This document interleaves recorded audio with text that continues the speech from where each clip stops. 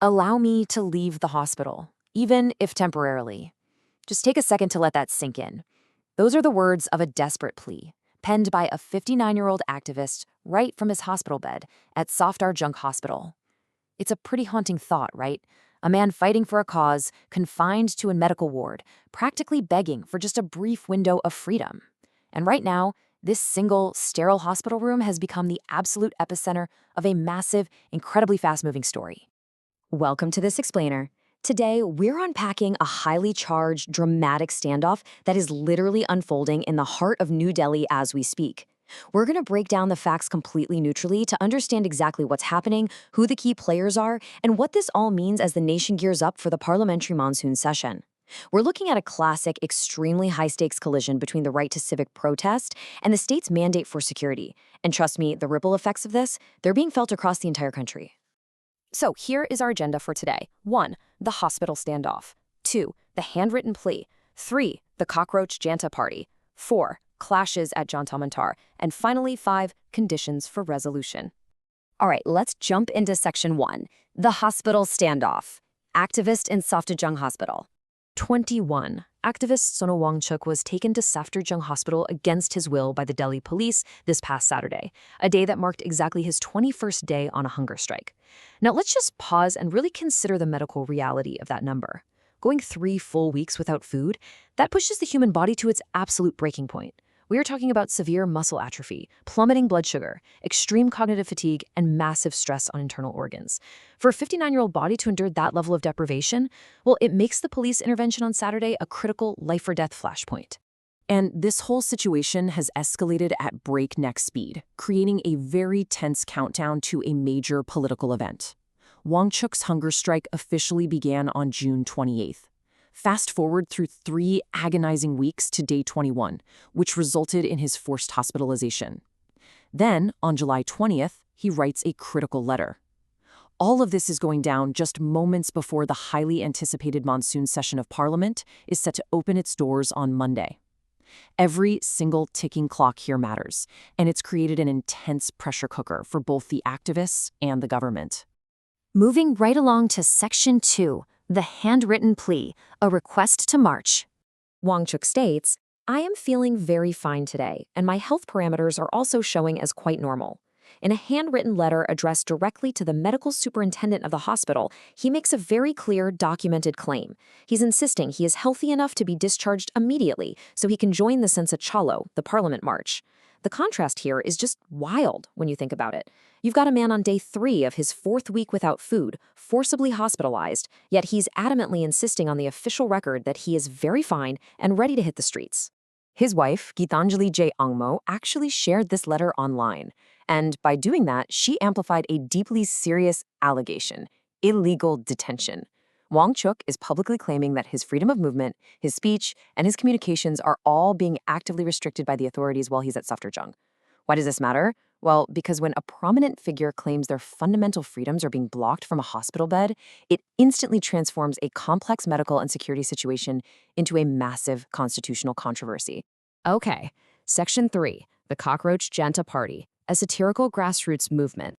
So, a totally unrelated judicial remark accidentally catalyzed an entire grassroots movement. Get this. In May of 2026, during a completely unrelated hearing, the Supreme Court Chief Justice made a comment comparing some unemployed young people to cockroaches. Now, instead of just getting angry, the supporters got creative. They leaned all the way into the insult and flipped it into a satirical political identity: the Cockroach Junta Party. It's honestly a brilliant masterclass in modern political mobilization, taking a sting from the establishment and wearing it as a badge of honor. And it's worked, attracting millions of dedicated followers across social media. But look, a clever name isn't enough to sustain millions of followers on its own. The true fuel for this massive fire is deep, systemic, widespread public anger over repeated paper leaks and high-stakes entrance exams. To really grasp this, you have to understand the sheer intensity of the Indian examination system. We are talking about millions of young people dedicating years of their lives to relentless study. Families literally spending their entire life savings just to afford coaching for medical college entrance exams or those coveted government job placements.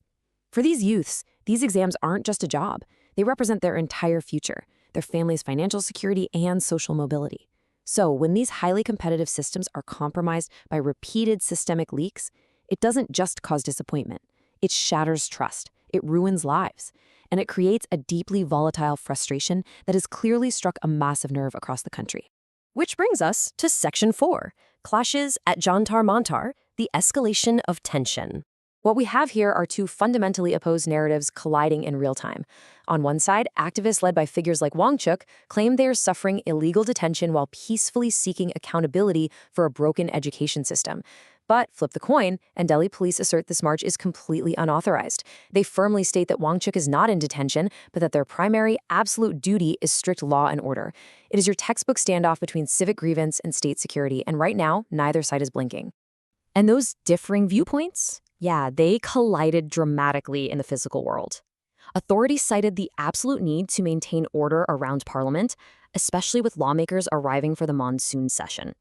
When protesters attempted to breach the security barricades surrounding the Jantar Mantar protest site, the situation completely fractured. It was chaotic.